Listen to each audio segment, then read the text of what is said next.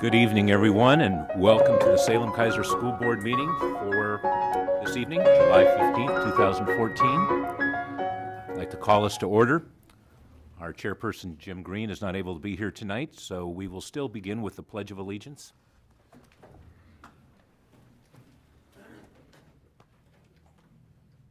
I pledge allegiance to the flag of the United States of America and to the republic for which it stands, one nation, under God, indivisible, with liberty and justice for all. Christy, will you please do the roll call? Jim Green won't be with us this evening. Chuck Lee. Here. Chris Brantley. Here. Jeff Fayville. Here. Rick Kimball. Here. Paul Kylo. Here. Nancy McMorris Audix. Here. Okay, are there, we have our agendas in front of us. Are there any agenda modifications for this evening? Not hearing any. I just want to remind everyone that the executive session directly following this meeting has been canceled, and board plate 4.2 has been updated. So moving on, we do not have any spotlight for success tonight. That is on hiatus for July and August. And we will go to audience communications.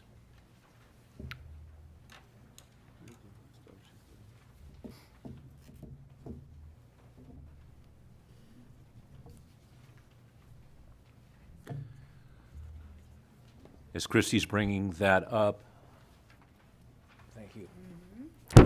Excuse me. We do have one person who would like to testify this evening. This evening, in place of Paul DeCoplis, we have Rebecca Jameson, who's here. And Rebecca, her job will be to be our timekeeper.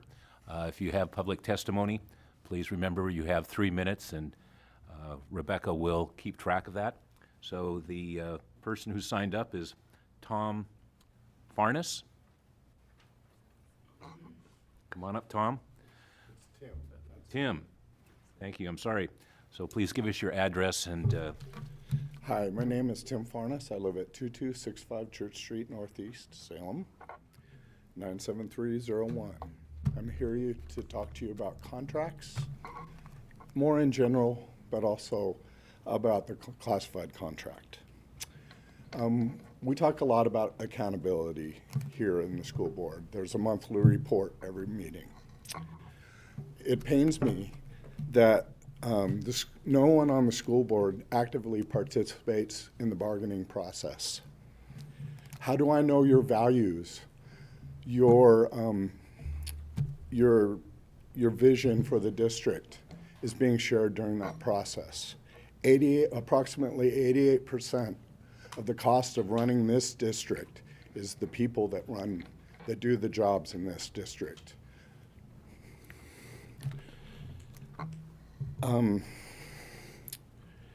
How do I know that the direction and the values and all those things are being followed through when you don't participate in that process? Many other school districts in Oregon, school board members are participating in that process.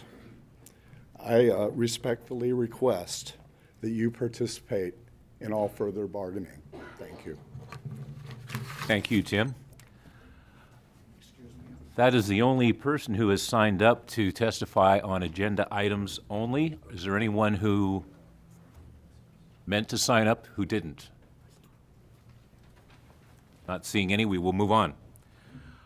Before we move to the next item, I would just like to take this opportunity to welcome Christy Perry, our new superintendent, to her very first school board meeting.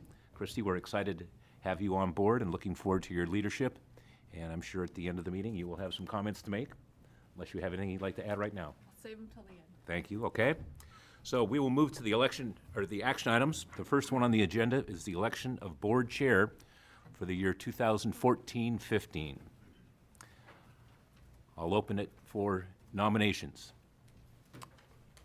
I'd like to nominate Rick Kimball for board chair. Okay. Is there a second? Second. Okay, we have a nomination and a second. Are there any other nominations for board chair for 2014-15? Not hearing any, I'll move that nominations be closed. All those in favor of Rick Kimball for board chair for 2014 signify by saying aye. Aye. All opposed, same sign. I'll abstain. One abstention. Very gracious of you. So with that, we now have a new board chair for the year 2014-15. So congratulations, Rick.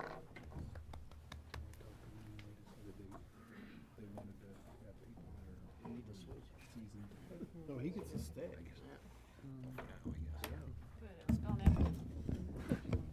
Thanks, Chuck. And I want to thank my colleagues on the board for your support of me being the chairperson. Thanks, Christy. Okay, next order of business is the election of board vice chair for the coming school year 2014 and 15. I'll entertain nominations. Paul? I would nominate Nancy McMorris Audix. I have Nancy McMorris Audix nominated. Do I have a second? I'll second. Second by Chuck. Any other nominations for vice chair for the coming school year? Okay, seeing. I'll nominate Chris. Okay, Jeff, we have a nomination for Chris. We have a second?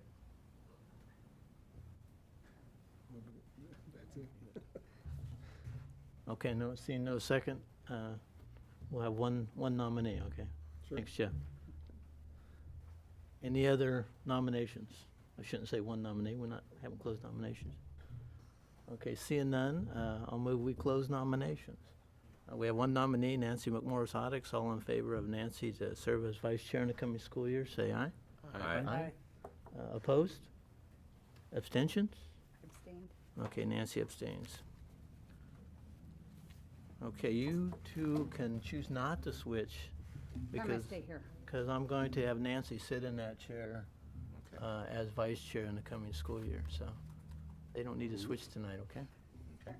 Thank you. Okay, appointment of legal counsel is the third order of business tonight. Garrett Heeman Robertson has been representing the school board and the district for many years. The action item before us is to reappoint Garrett Heeman Robertson and Paul DeCopolis as legal counsel for the school board and the district. Sitting with us tonight representing Garrett Heeman Robertson is Rebecca Jacobson, as Paul is on vacation. So the action before us is the reappointment of legal counsel. Do I have a motion to reappoint Garrett Heeman and Robertson? So moved. So moved by Nancy. Do we have a second? Second. Second by Jeff. Any discussion? Chris, Just wondering how many years Garrett Heeman has represented us. Do we know the number? anybody have that number with them? Number of years? About 65 or 70. Yeah, Good so estimate. It's Long. been, and I, Okay. Mary might have the number. Yeah, Well over 20 years. okay. and I am personally perfectly happy with the work that they've been doing for us. I just wondered, is there a process that we go through of opening that at any point for other folks to say, we'd like to represent you or anything? And did we do that? So I can respond. You could go through a process. You don't legally have to go through for a process. And I also am 100% confident in Garrett Heeman as our legal counsel, and have had an opportunity this past week to do a little bit of research about how they interact with the district, and was especially pleased in what I saw as both prevention and on the other side of the litigation side. So I think it should be perhaps maybe a conversation about how they do interact with us before we would decide whether we wanted to go through a process. I think it's tricky because the bigness of the school district and the lack of historical context you lose if you switch. And that's my first assessment after 2 weeks. My question was purely out of transparency, Yep. how we do it and why they've been around as long as they have. Yeah, and I think I was uniquely impressed about the depth of knowledge, and I think you would lose that in a change, especially as you look at the prevention side, But I also think it might be good if board members wanted that at some point, we can talk about it at board leadership, that maybe that would be good information for the whole board to have in some sort of a work session or something, and we can talk about that. Christie, you need to move your microphone. Oh, sorry, I'm not close Chris, enough to my Chris, microphone. if you can move your microphone a little closer. I'm Okay. talking. All right. Anybody else? Comments, discussion? Okay, we have a motion on the floor and a second to appoint Garrett Heeman Robertson, the legal counsel for the district as well as the school board in the coming school year. All in favor, say aye. Aye. Opposed? Okay, Abstain. Abstention. we have an abstention by Paul, so we've got 5 ayes, so it passes. Thank you, Rebecca, for coming down tonight to represent the firm. Okay, the fourth item on action items has to do with our collective bargaining agreement with our Ask ESP group, and I'm going to turn it over to Superintendent Perry. All right, the current agreement between the district and the Association of Salem Keizer Education Support Professionals, Ask ESP, expired on June 30th, 2014. The district and Ask ESP have bargained over a successor agreement and have reached a tentative agreement on June 26, 2014. As of this day, Ask ESP has ratified their contract. The provisions are in the board plate, but a 2% increase in the current salary schedule for 14-15 year with a reopener for 15-16, a $25 increase in the employer-paid portion of the monthly insurance premium with a reopener in 15-16, and then a one-time allocation that represents about $367,000 dollars, which will be divided equally among all Ask ESPC members actively employed in November. There were a few other language changes also within this contract negotiation. So they have ratified. The action that we're recommending tonight is that you approve the 2-year agreement between Salem Keizer Public School District 24J and the Association of Salem Keizer Education Support Professionals. Okay, we have a recommendation from staff. I'll entertain a motion, then we'll have our discussion. I move, Okay, move approval? I- Okay. yeah. Is there a second? I move that we Second approve by this Paul. contract. Chris moves, second by Paul. Okay, discussion, questions? Jeff? Sure. About how much, what's the total cost for the $25 monthly insurance premium?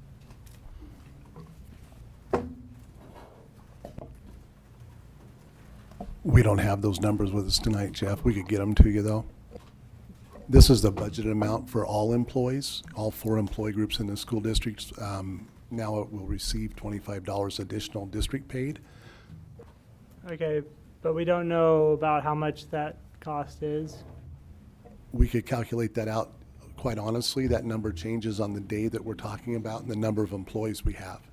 So as we hire employees, we can give you an approximate number on any given date, so. Okay, and about how much is the cost of the 2% salary change? It's approximately 1.4 million for the entire work group. Okay, and what was the reason for the particular number, the $367,000 additional money in addition? It was a number that was agreed upon on the bargaining process, and the reason for identifying it as a one-time gesture to those employees rather than a COLA we have to sustain over time. And in the unpredictable times of school finance that we're in right now, we felt comfortable with that gesture of compensation as a one-time allocation divided by approximately 2,200 to 2,300 people, which might be a whopping $100 to $120 each, versus having that in the budget and having to sustain it as a COLA over time. So we wanted to make sure that agreements we made and committed for the district were things that we could sustain. A one-time allocation doesn't have to be sustained as a COLA does. Okay, and it would be paid out of the contingency because it's not in the current budgeted amount? That is Yes, I believe you guys have a request coming forward because the 2% was budgeted. Okay. Thank you. So I just want to ask a clarifying question. So both the 2% and the $25 were approved by the Budget Committee and adopted by the board. It's just the third bullet, correct? Yes. Okay. Paul?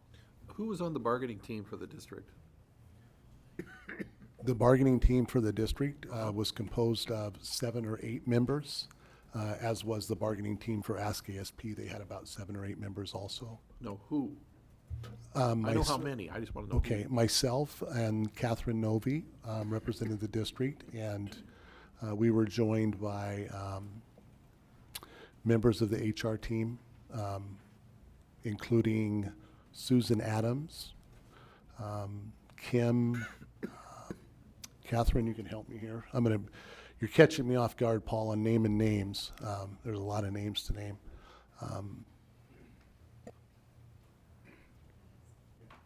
Hi, so the bargaining team was Ken and I. Salam Noor was on the bargaining team. Kim Engel, Catherine Johnston, Janine Hilbrink, who's in charge of our benefits department, and Jim Jenny from the custodial maintenance area. Also Mitch Mitch Hamilton. Hamilton from transportation. I think I've named everybody. Oh, and Susan Adams, who was an elementary principal and now is working in staff quality. Okay, thank you. Thank you, Catherine. Any other questions? Okay, we have a motion on the floor and a second to approve the negotiated collective bargaining agreement between the district and the Association for Salem Keizer Educational Support Professionals. All in favor, say aye. Aye. Opposed? Aye. Okay, we have 1 opposed and five yeses. So the motion passes. I want to thank both groups who sat at the negotiating table for working through the process and coming to an agreement to present to the board. Thank you very much. Okay, the next item on the agenda is also Superintendent Perry's to cover. It's a contingency fund request. So this contingency fund request follows the request you just took action on with the contract with Ask ESP. So we're requesting or we're recommending that you approve $367,517 from the contingency at this time to cover the third bulleted item, which is that one-time stipend or one-time payment to all district employees in November. Okay, I'll entertain a motion on this recommendation. So moved. Moved by Paul as approval. Second. Second. Second by Nancy. Questions, discussion? Nancy? I just want to clarify, because it's my understanding this is to all classified employees, and I just heard you say to all employees. Oh, I'm sorry, all classified employees. Okay. That's correct. Any other questions or discussion?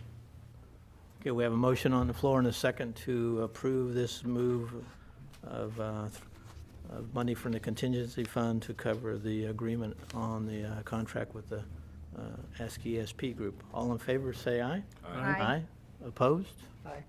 Okay, we have 5 yeses and 1 no, so the motion passes. And Superintendent Perry, the last item under action items. All right, this is another contingency fund request related to our Independent Living Community Transition Program. The Independent Living Program, or the ILP, is a 3-year program designed to train eligible students with disabilities who are age 18 to 21 years old in skills that will help them live independently and become competitively employed. If students receive a modified or extended diploma, GED, or certificate of attainment, they are eligible for these 3 additional years of special education transition services up to the age of 21. So in 13-14, we had 24 students in this program. It became clear in mid-May that we were going to have about 60 students enrolled in this program. Our data indicates that we are going to see a trend upward in this program because of some increases in modified diplomas, GEDs, or certificates of attainment, only for students on an IEP, however. So the contingency refund request is for staffing of those 60 students versus the budgeted amount, which was, we were thinking 24.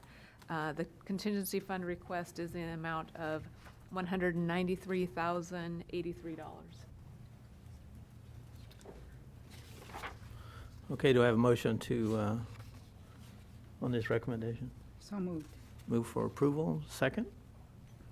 Second by Chris. Discussion, questions, Nancy? I have a question and a comment. I think I just heard you say that not all students who complete high school with a GED are eligible, just those who get a GED that are on IEPs. Is that correct? Yes, that's correct. Okay. And my comment is, this program is really phenomenal in terms of giving skills to those kids who really need that additional support. I've been to their graduation, I think every year that I've been on the board, I've been to their graduation, and I think they're going to need to move their graduation to a bigger space. Chris?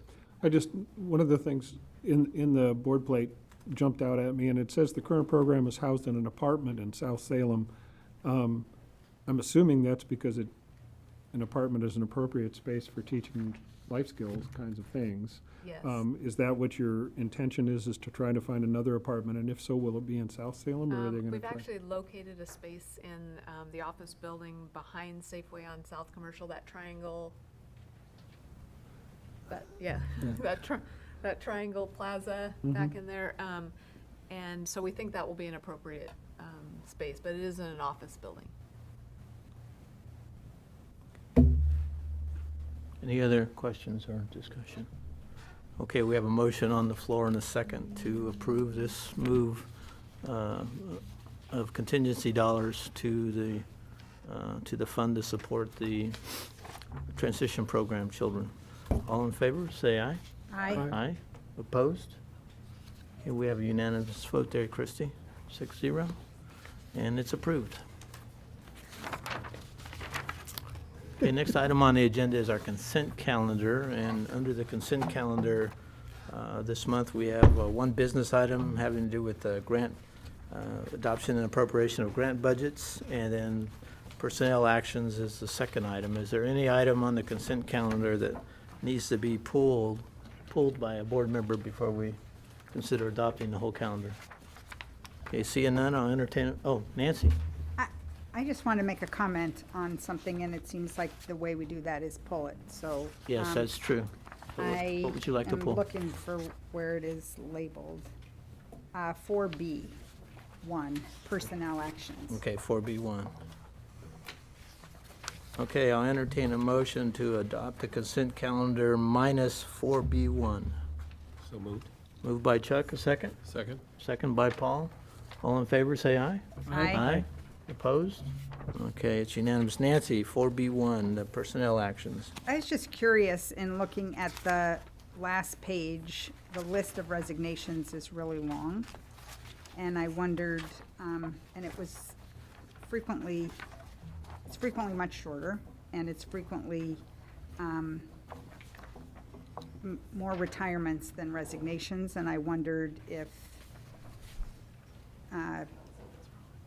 we're being poached by other districts, or what's going on, or have I just missed that this is a pretty typical list? I think every individual has a story, and so they each have their own reasons that might be quite different. In general, we're seeing a pattern of not just ourselves, but all districts in the state are hiring. And the good news is that means we're in a budget recovery.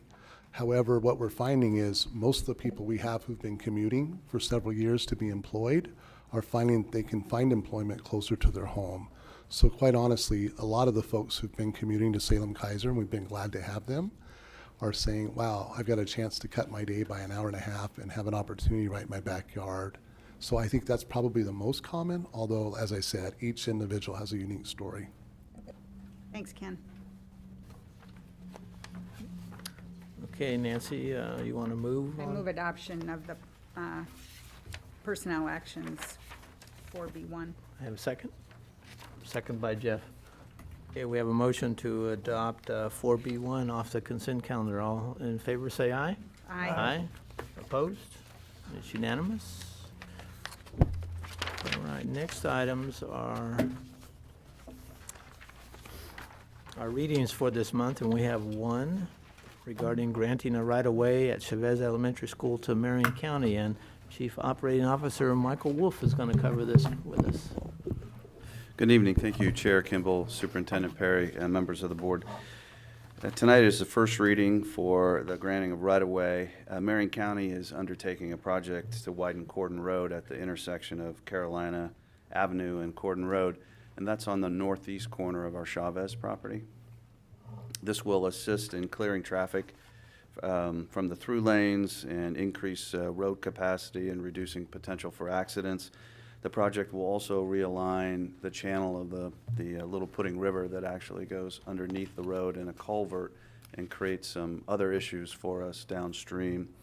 And so the request is to, from the county, is to permanent right-of-way easements, one for roadway, one for easement for drainage, and another for to create appropriate slopes for any potential roadway projects, which they are intending to do, but sidewalks as well. And so the county conducted an appraisal of the property and determined that the value was at $1.15 per square foot. And that's the same assessment that we did when we acquired the land, and so we feel that it's a fair assessment. And that's the total of $10,521 for the 9,149 square feet that they would have permanent use of in this transaction. And so District Council has reviewed the deeds for legal sufficiency. Our recommendation is that you authorize this transaction, and we will bring it back for action in August. I'm happy to entertain any questions or go over the maps. If you Okay, would Jeff. like. What's the benefit of us keeping the underlying property? So they're asking for these easements. Mhm. What's the benefit to us for keeping it when it's going to have a permanent easement on it? Well, this won't require the typical lot line adjustments or parcels that would take place with a sale. And so this is a way to move the transaction between two governmental bodies smoothly. It gives the county what they need to do the project, and we just adjust the deeds accordingly like any other easement. Okay, thank you. Any other questions tonight? This will come back to us next month for action. Okay, seeing none. Thank you, Mike. Thanks.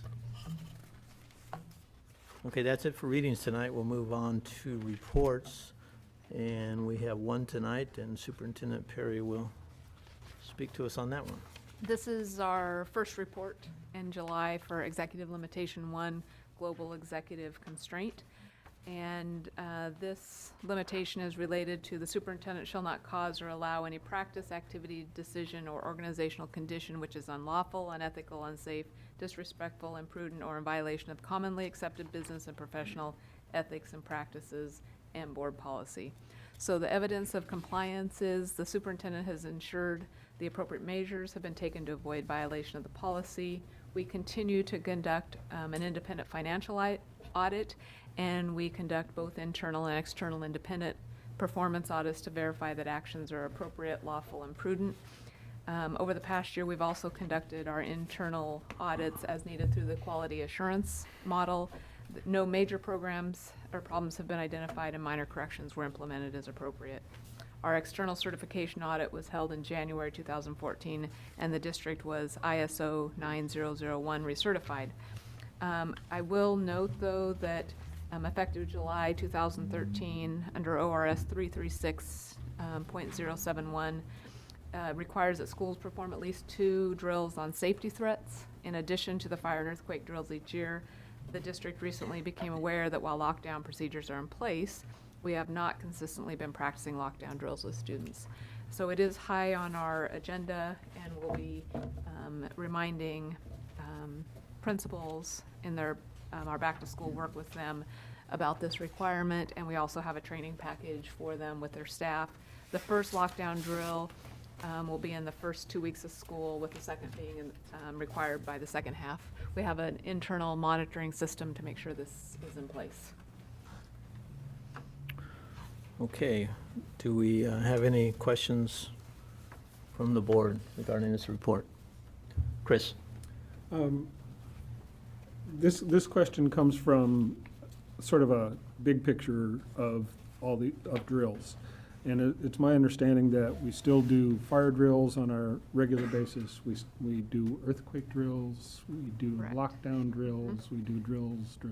And I just wonder if there's ever been any evidence that too many drills desensitizes people to the very issues that you want them sensitized to. And I was just wondering if anybody has asked that question at the legislative level that you're aware of, and is it a concern that we might have? I think that's a really good question. My sense of it is that if you're practicing only for the sake of practicing and not switching up how you practice, that probably could be the case. I don't know what the research says about it.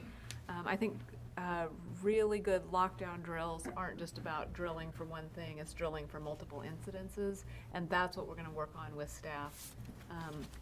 So I don't know if we should have that at the legislative level or not, but I do know if you just drill for drill's sake and everyone knows it's a drill, there's a different response to it. I remember the rolling of the eyes sometimes. Oh, another drill. Nancy?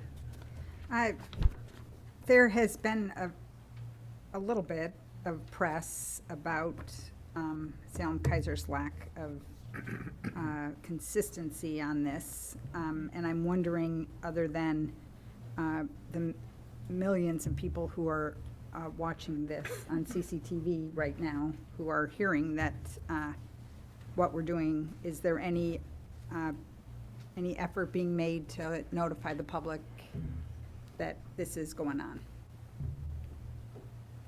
Go ahead. I can jump in on that. We had, as you said, we had a little bit of press coverage, and they'll be back in September. And so we know that we'll have a very positive story to tell, but we'll also work on getting the message out around all of the actions that we're planning to take and the timeline as well. Great, thanks. We have some key communications for parents that will roll out with staff as well. Great. Any other questions? Okay, on the executive limitations, we have one report each meeting, and after the report is given and we have discussion, I look for consensus from the board on the content of that report. If you think it's adequate, to thumbs up, and we have consensus on executive limitation number 1. So let's move on to information items. You'll find in our board plate our upcoming meeting schedule. We have still holding the date July 22nd for a work session, and I believe we will not have one because we don't have a work session topic for that meeting, so we will not have a meeting on the 22nd. Vice Chair Barzadix, do you concur with that? Okay. We will for the board retreat, though, which happens on August 12th. Part of that meeting, we will hold some time to build some items to have on work sessions about that the board is interested in. So you can think about that before we have that retreat. We haven't set the date to start the retreat yet, but we'd asked you earlier in the year to set aside the day because we have a meeting that night also, okay? So August 12th will be our board retreat and meeting at 6 o'clock. The rest of the calendar you can take a look at your leisure. Okay, audience communications on non-agenda items.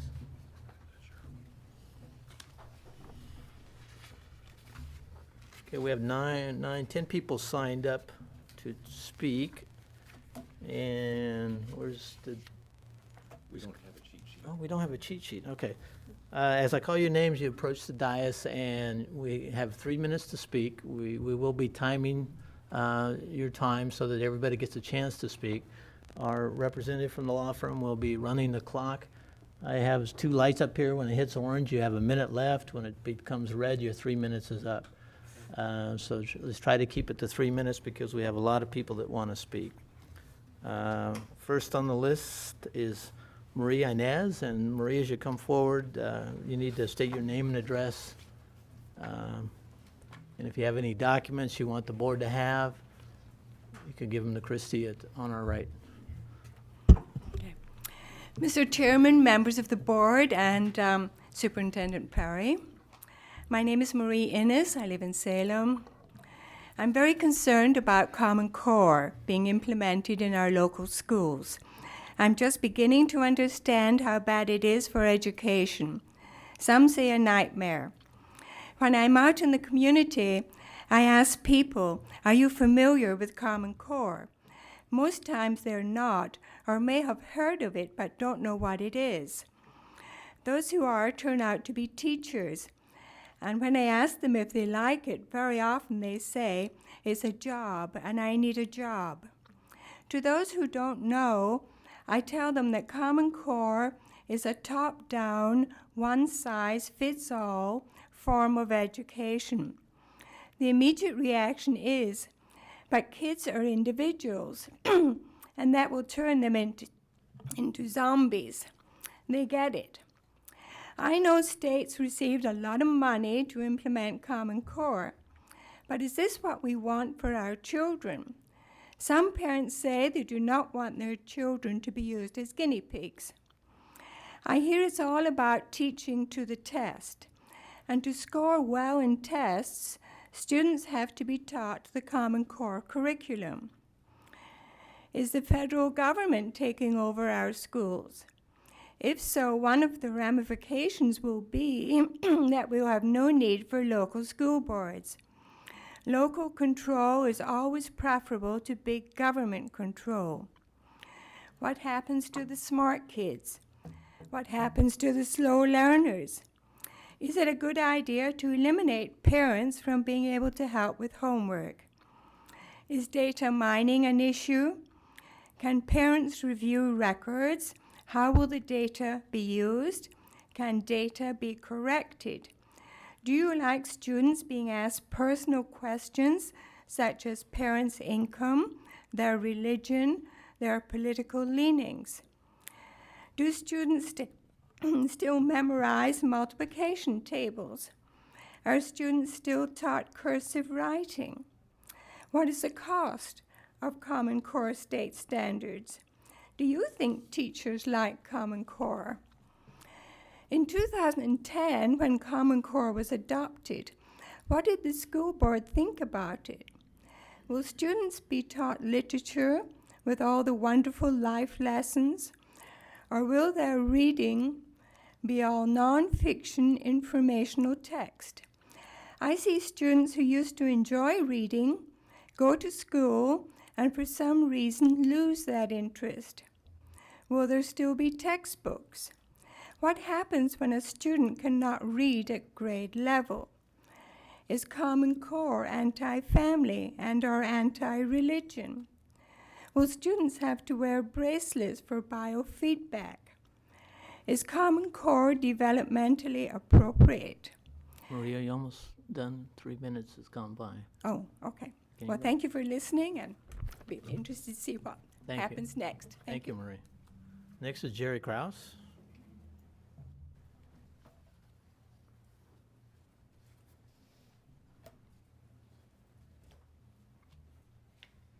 I'm Jerry Krause, and a scientist, and that Galileo says we cannot teach people anything. We can only help them discover it with themselves. And that, as Marie says, the school board, the local school board, is the citizens' reach to the education of the community, which they're paying for. And to adopt anything outside of this district that isn't dictated by some government, and then we have a trouble if it's dictated you have to do something, that then we got to deal with the people doing the dictating. But if you willingly give up the responsibility to define your own curriculum, your own objectives, you're not serving the people who elected you.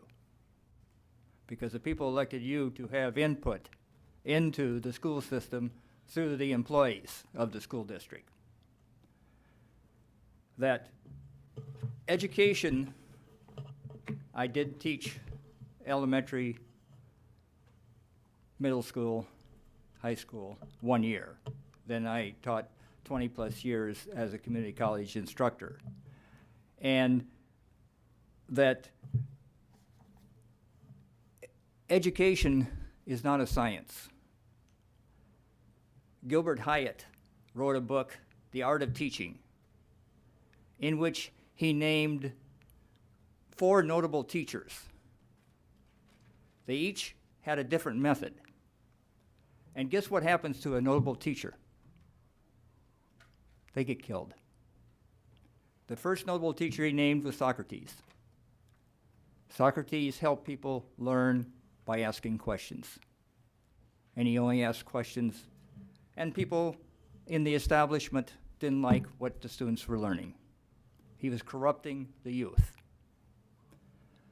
The second notable teacher he named was Jesus Christ of Nazareth, who taught with parables, which he expected people to find their hidden meanings.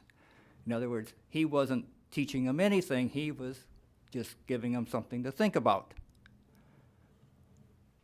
The third notable teacher is a really one which he didn't get killed, he just lost his reputation because he couldn't go along. His name was Louis Agassiz, and he didn't teach students subject matter. He taught them to see. And the fourth, is John Dewey. Now, I read John Dewey's early book, and I could not find one word where his objective was to educate the child. John Dewey's job or goal was to socialize the child, to teach this child to go along to get along, I guess. But that I want to, if I got a minute left. You just wrap it up really short. Your time's I'll let the other people. Okay, thank you, Jerry. Okay, next is Lisa Lau. Or Lowell? Okay, I got close, huh? My name is Lisa Lowell. I do not live in this school district, and I do not work for this school district, but I am a 17-year veteran teacher, middle school. I loved my job, and I put past tense on that. I respectfully disagree with your results on the resigning. People are resigning out of teaching, good teachers. Why? Because it's become morally repugnant. That is why I am here. This year, I was given a list of 34 words I was supposed to teach my kids because that was what they were going to be tested on. They were taking a writing test that was going to be scored by a computer. Now, all of us who grew up in public schools know that the teachers write and comment on what we have to say. Hopefully, they learn through that. But when I have to give a list of 34 words and teach my students those words so that they will know to use those words in the reply that the computer is going to test them on, that is morally repugnant. Another thing that is morally repugnant is the 20% of the time the kids spend in front of a computer taking these tests instead of learning and loving their learning. Teachers are starting to hate their jobs, and you're seeing the drop-off in teachers changing their careers for it. I'm seeing a great drop-off in the kids of, oh, we have to read another one of these. And it's all dictated top down, not bottom up. If you want to retain good teachers, you darn well better get rid of Common Core. I had no problem working with Oaks. I had no problem rewriting those standards and refining those standards and writing units and reworking them all. They were great fun. I became a better teacher for pursuing those standards. I looked at them, I changed things, I tweak. I don't teach the same way every year. I don't even teach the same way from period to period or student to student. Why? Because I'm a flexible person, and that's what makes me a decent teacher. I'm not saying I'm a great teacher, but I will not be able to be a great teacher under Common Core. And that's all I have to say. Thank you. Thank you, Lisa. Next is Mel Conrad.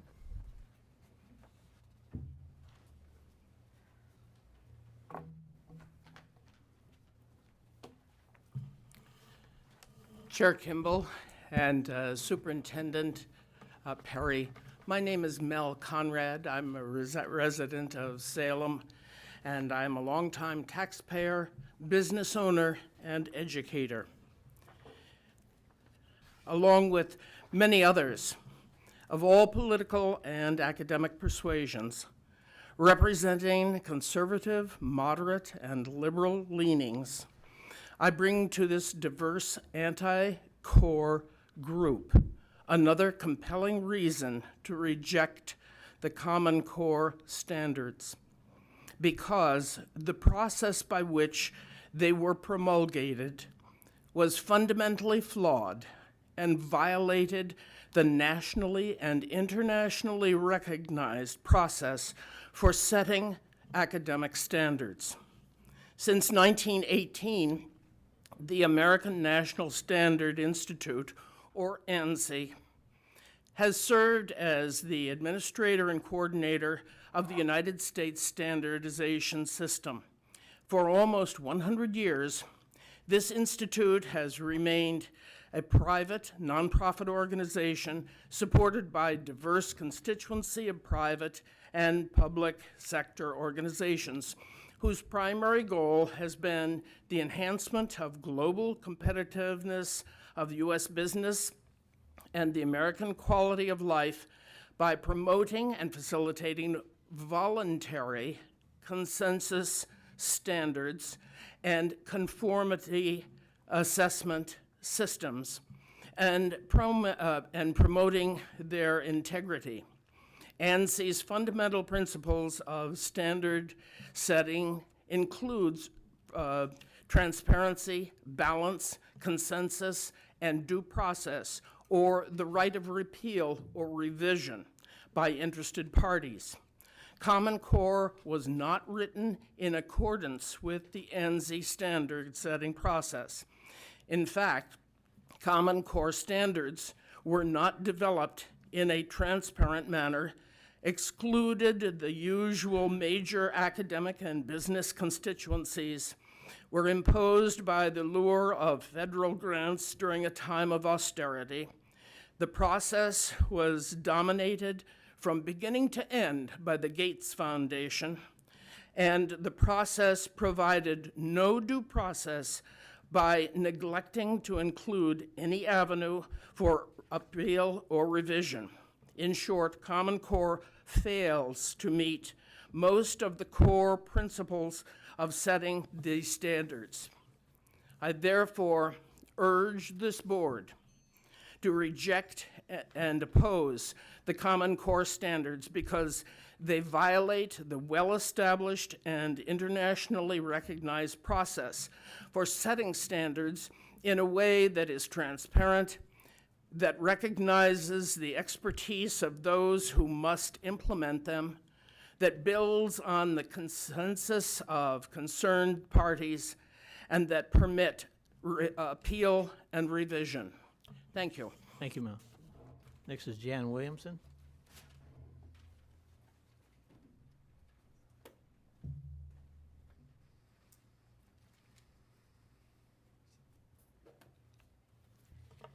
Good evening, Chair Kimball, members of the board. My name is Janice Williamson.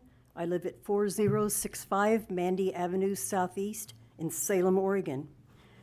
I learned a long time ago the long-lasting effects of a damaging teaching program. When my children were small, they got caught in the boneheaded new math, and it took several years for them to catch up with students who escaped the experiment.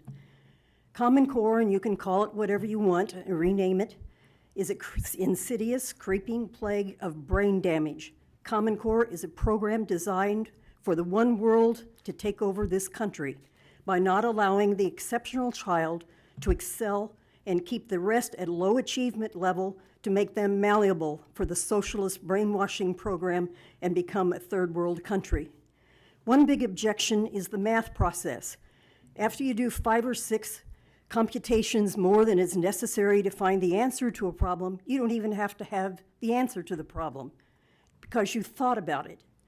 God help us if any of these kids are tasked with building a highway or a bridge. It will truly be a bridge to nowhere.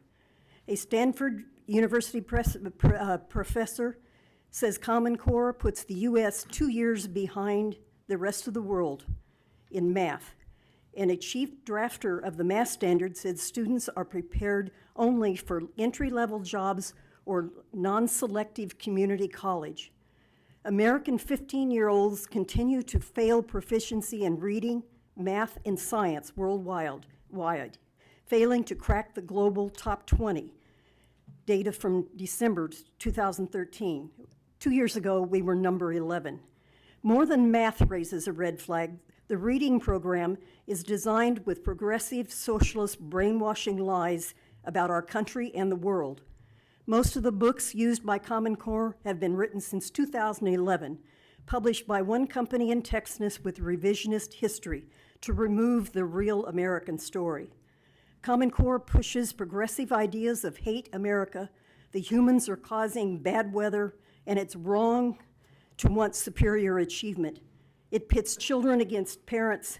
It tests over and over and over again, probing into the family's religion, political affiliation, sexual orientation, on out-of-class special computers. Why is that? Who's mining the data? Where is it going, and what are they doing with it? Who's making money off of it? Now the OEA is speaking out against Common Core, not because the curriculum is bad, but because at least 20% of the teachers' time is spent testing. I'm not blaming the teachers. Many of them are disgusted, horrified, and fearful. They are trapped within a system that has their livelihood and that of their families held hostage, so that those in power at the top can continue to hold the power and the purse strings. School districts are being threatened if they don't comply. Teachers are retiring. Others are helping with homeschool programs. Some are showing great courage by fighting Common Core. Jan, you're at 3 minutes, if you can wrap it up. Okay. I just ask you that you please stop the slide toward a third world country and remove Common Core and save a mind. Thank you, Jan. Okay, next is Sam Sapp.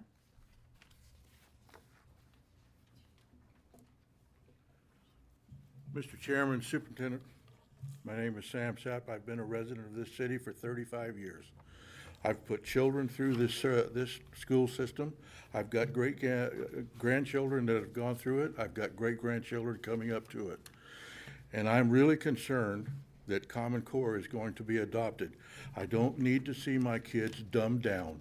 I don't need to see my kids suppressed, their abilities stopped, because we only want them to go so far. Common Core is no. In my estimation, and in most everybody else's, I think too. Common Core does nothing but ruin our children. Thank you. Thank you, Sam. Next is Jeff Heyer. Or Hayden?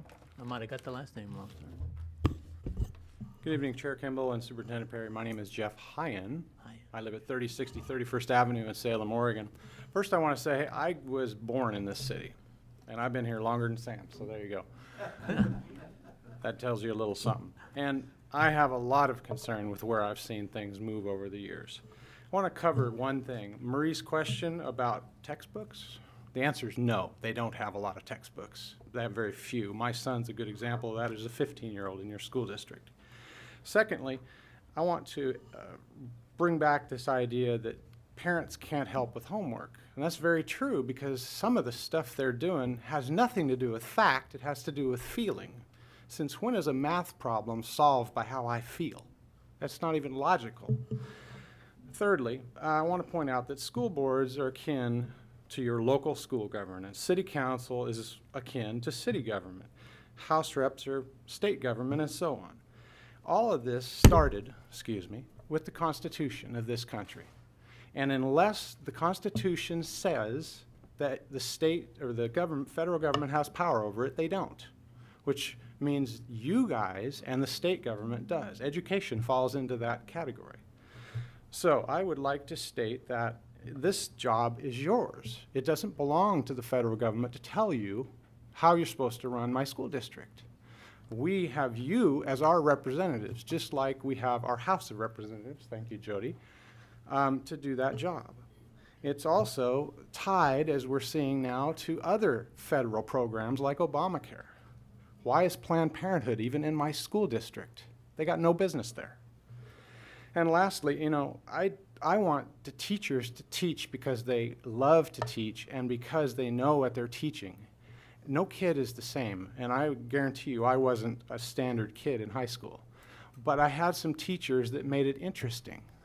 Mr. Funk, if he's still around in your district, he's probably dead and buried by now. But he made it interesting. When I came to class, I wanted to know because he had pictures. He'd been everywhere that this country was founded on. You can't learn that by some Common Core test. So I thank you for the opportunity, and I want to remind you, this is your job, not the federal government's. Thank you, Jeff. Okay, next is Marty. Yeah.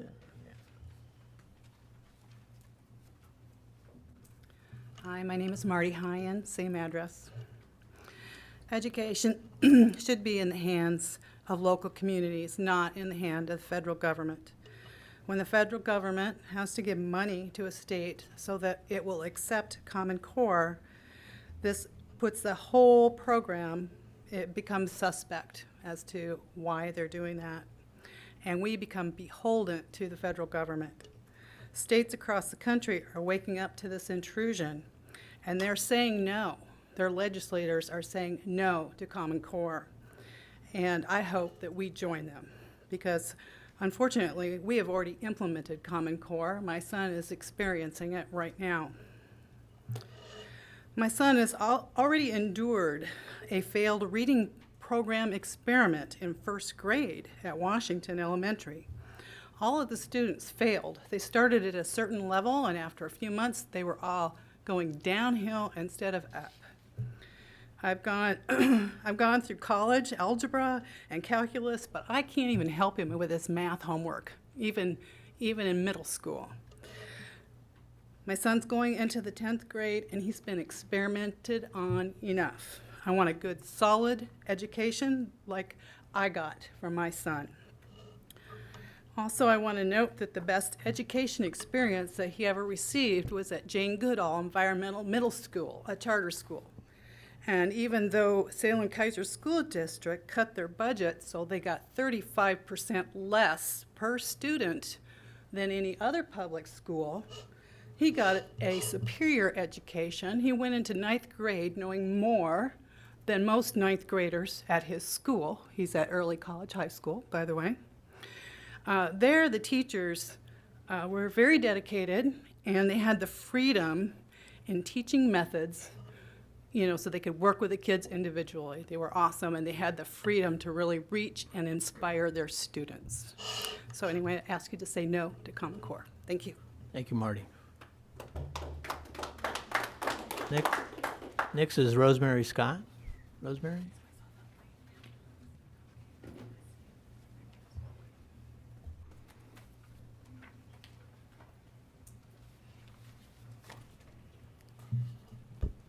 Thank you. My name is Rosemary Scott. I live at 775 Ironwood Drive Southeast in Salem. Ethan Young is a student at Farragut High School in Tennessee, made his case to the board about why he believes they must drop Common Core standards. He said, "I stand before you because I care about education, but also because I want to support my teachers." He said, "And just as they fought for my academic achievement, so I want to fight for their ability to teach. This relationship is at the heart of instruction, yet there will never be a system by which it can be accurately measured. Education is unlike any other bureaucratic institute in our government, because the task of teaching is never quantifiable. If everything I learn in high school is a measurable objective, I have not learned anything. Government bureaucrats will never be able to measure creativity, appreciation, inquisitiveness, but they are the purposes of education, he lectured. Somewhere our founding fathers are turning in their graves, pleading, screaming, and trying to say to us that we teach to free minds. We teach to inspire. We teach to equip. The careers come naturally. This wisdom came from a high school student. Governors in the National Governors Association, who originally encouraged Common Core state standards, are changing their minds about the lessons and the testing. Louisiana Governor Bobby Jindal took steps to block the use of tests tied to the Common Core education.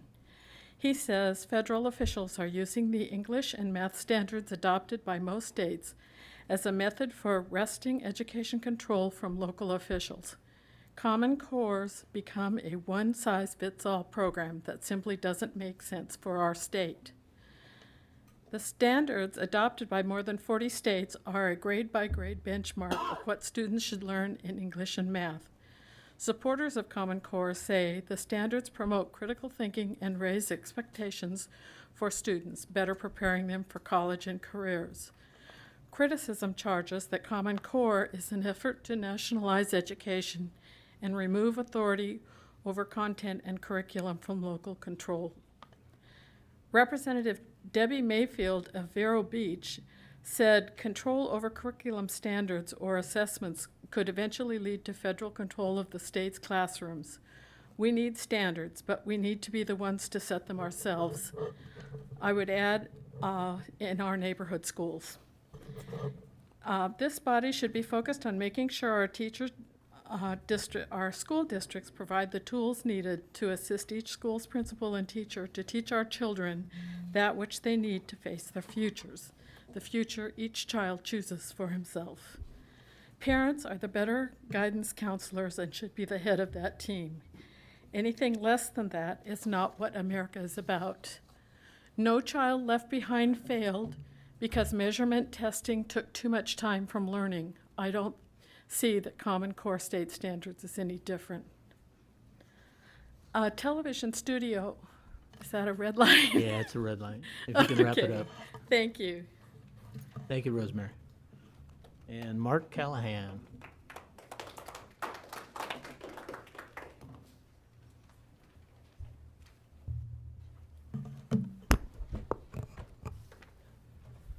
Good evening, members of the Salem Keizer School Board. My name is Mark Callahan, and I live in South Salem. I'm a father of 2 daughters here tonight in the Salem Keizer School District and a defender of the U.S. Constitution. I'm here tonight to speak against the continued implementation of Common Core in our school district. I've spoken about this topic last fall as well. While I stand here tonight again against Common Core, I asked you to listen and actually take action after I speak, instead of just passing the buck and saying it's not our problem, it's the legislature, like this board continues to do and has done in the past. Common Core is a top-down cookie-cutter approach to education. It is against the tenets of local control. It was passed by several, but not all states, for a uniform education system across the U.S. In the past year, Indiana, Oklahoma, and South Carolina have repealed Common Core in their states. Texas, Nebraska, and Alaska decided not to implement it at all. The goals of Common Core are eroding daily as more states and their residents and citizens are waking up to the true nature of the beast that is Common Core.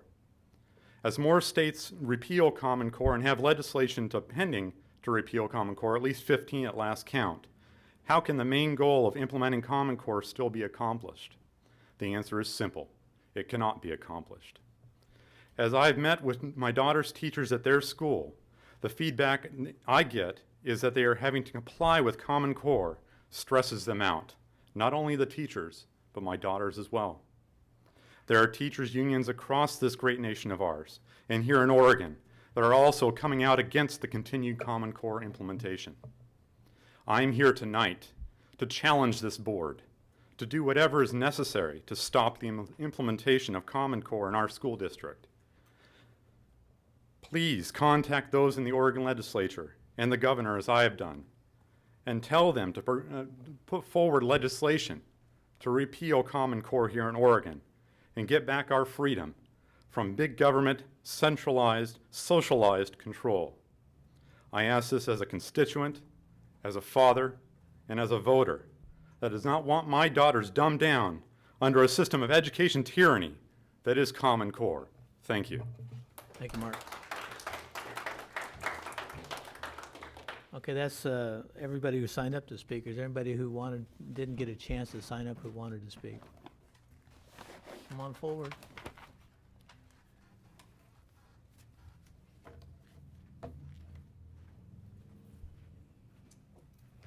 Hi, my name is Gail Strawn. Hi, Gail. Hi. I wasn't going to speak, but I appreciate the opportunity to speak. A year and a half ago, I was here speaking and listening to a lot of excellent testimony from different people. Many school board meetings on Planned Parenthood being in our school. And I'm wondering if this is a repeat. A lot of truth, a lot of good testimony about an equally serious subject. And so I'm going to make this short. I just would like to plead to a higher power. And I'm going to ask that we say a prayer. So, and if no one joins me, that's quite all right. But our Father, who art in heaven, hallowed be thy name. Thy kingdom come, thy will be done, on earth as it is in heaven. Give us this day our daily bread, and forgive us our trespasses, as we forgive those who trespass against us. And lead us not into temptation, but deliver us from evil. Amen. Kingdom and the power and the glory forever. Amen. Thank you. Thank you, Gail. Anybody else?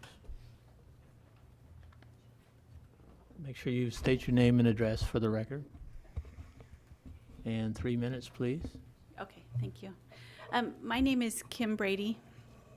You need my physical entire address? Okay, 4764 Manning Drive, Northeast, Salem, Oregon. Thank you. And the reason I came tonight, I have to be quite honest with you, that this is the first school board meeting that I've ever gone to. And I knew that people were coming and talking about Common Core, and I wanted to make sure I had an opportunity to express my concerns about that as well. I'm a parent of a daughter who will be a senior this year. She has never attended public school. She's been in private school the entire time that she's been going through school. And the reason for that is because she does have some learning disabilities.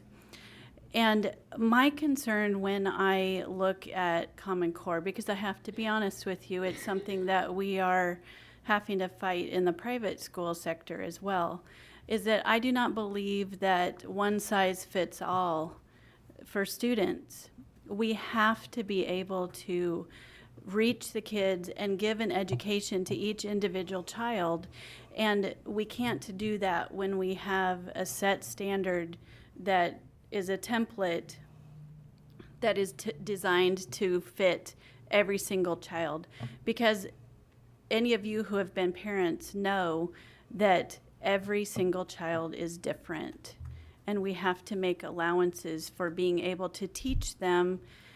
And I don't want to teach to a test. I want my child not to be taught. I want my child to learn. That's what's truly important.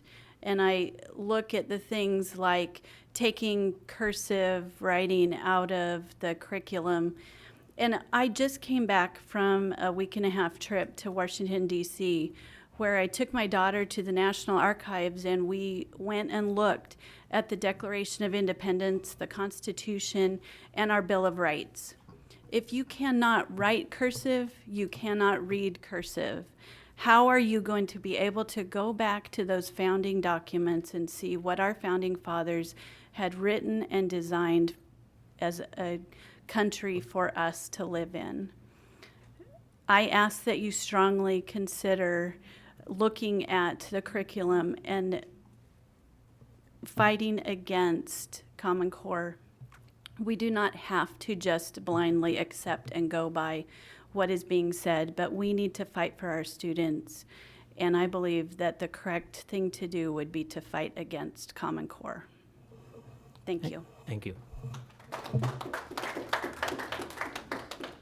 Anybody else who didn't have a chance to sign up?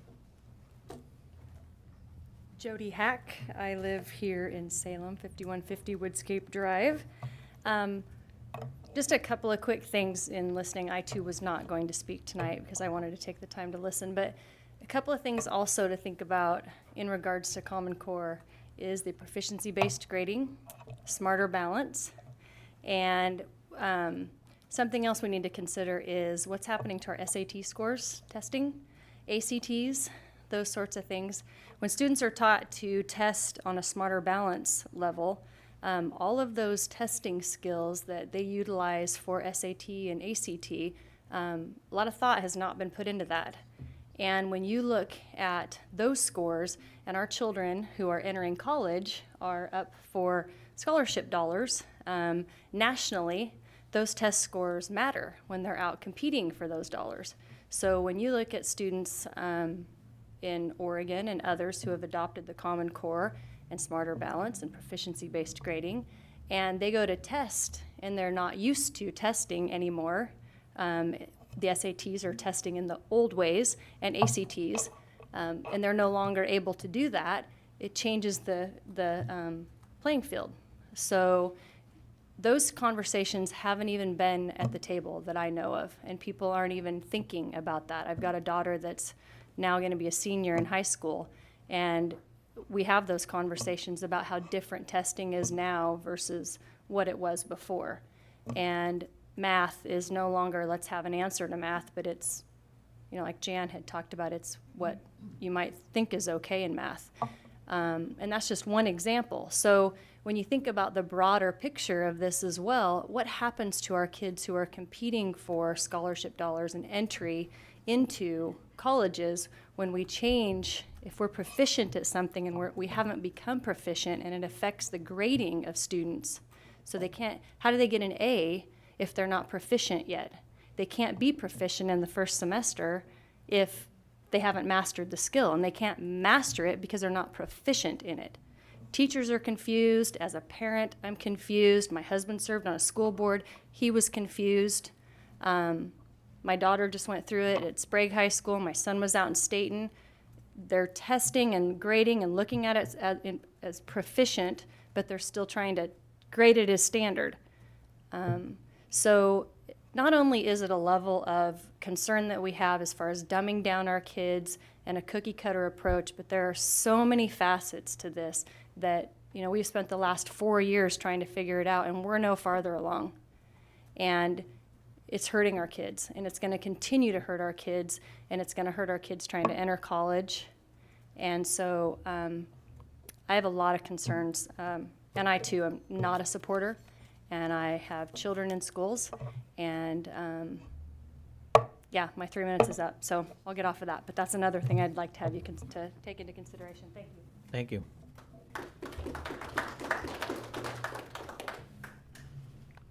Please come forward to the microphone.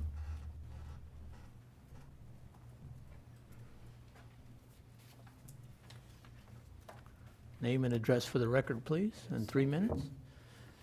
My name is Carl Mattai. I'm a retired physician, and I don't have all the facts and figures, but I feel I would like to speak out of what I've heard from various sources, especially in the younger grades, is the different programs of sexual orientation. And what I understand what they're being taught. The reason I'm talking about this is that just to throw this out on the water, that keep your ears open. For example, I don't know if it's Planned Parenthood or not, but up to, for example, a young lady up to 15, they can request sterilization and not tell their family. This is the type thing. The different types of things that sexually are being taught to the children, as I understand, are very alarming. So again, I'm just throwing this out on the water, and just kind of keep it in mind. Thank you very much. Thank you, Carl. I don't see any other hands up, so I think we're going to end our audience communications on non-agenda items. I want to thank everybody for coming down to testify and give us your opinions. We're going to move on to board reports on activities. Anybody have anything they want to report on involvements in the last month or so? Nobody has anything tonight. Okay. I met with the new superintendent. I was going to say, wasn't me? I think we all did. Okay. Next is superintendent's comments. Superintendent Perry. All right, so I'll just give you a few comments after 2 weeks. First of all, I'm very appreciative of the honor and the selection of me, so I just want to say that publicly. I know I told each of you thank you, but I want to publicly tell you thank you for your support of me in this position. So I'm thrilled to be here, and I'm really thrilled to be only here right now, because in June I spent a little time in your district while I was a little time in that other district. And I'm really thankful I had that time in June, because it's really helped me hit the ground running in July. So just a kind of a snapshot. You saw my transition plan. At this point, I've met with all cabinet, all board members, and the leadership team of administrators. I've also done a site visit to Highland. I got to see the construction at Highland. I got to see the custodial operations at Hoover and how we do our custodial work in the summer. I also got to view transportation and the central kitchen. If you haven't viewed the central kitchen or transportation, they are amazing operations, and you can tell the professionalism and the skill level at both of those sites. So I know Dave and Nancy are here, and thank you, Nancy, for your time that you took with me that day, because it was great. I wanted to go further into the freezer, and she wouldn't let me. She only let me poke the button on the door for the big door to go up. So you can tell we are a really well-run school district on the operational side. And then I've also had a chance to begin my business with community leaders. So that's probably going to take most of the rest of this month and into August, but really high on my priority list is that work with the community leaders. I have had a good opportunity to really begin thinking about the CTE Center and getting some transition in that. So I'm thrilled with the selection of John Honey as the principal at that site and the work that we're going to do. And what a huge gift to our school district on behalf of the community. So I know that took a lot of work on your part to put together the memorandum of agreement, but wow, what a great opportunity for our kids. So that is going to be something to... Louder in the microphone? Yes. Sorry about that.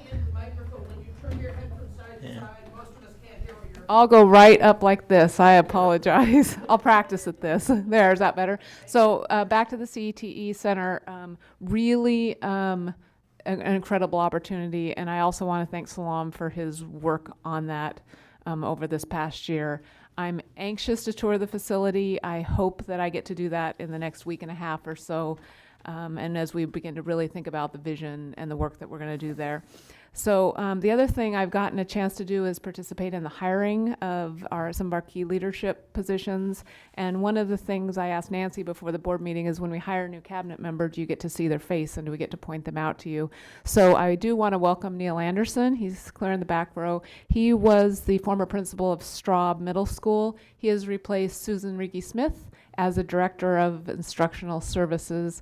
And Neil got to quickly learn my interview style, which is I just got to really know the person in order to hire them. So Neil met with both Salem and I several times. He's absolutely the right choice. And I've been extremely impressed with Neil's ability to hit the ground running in that position and his knowledge around that. So Neil, thank you. And board, this is our new cabinet member, Neil Anderson. So the last really big item on my list is to really look at our strategic plan and the actions that have been set out. related to the strategic plan. I think that's really essential that I have a good understanding and that we modify any of those actions before we start the school year. So we got some feedback as cabinet members from the leadership team, which is all administrators in the district. And we're going to take that in the next couple weeks to refine those actions and make sure we're really on the right track. So it's been a great 2 weeks, an amazing community and an amazing school district. We have really good things in place, and I look forward to where we can take it together. So thank you. Thank you, Christy. And before I adjourn tonight, Jim Green's not here, and we'll cover him next month, but Director Lee, we'd like to thank you. On behalf of the board, I'd like to thank you for serving in the capacity of vice chair last year, and you led several meetings for us when Chair Green was not available to attend. So we appreciate all your efforts on our behalf. Thank you. Thank you. With that, I'm going to adjourn tonight's meeting. Thanks for coming, everyone.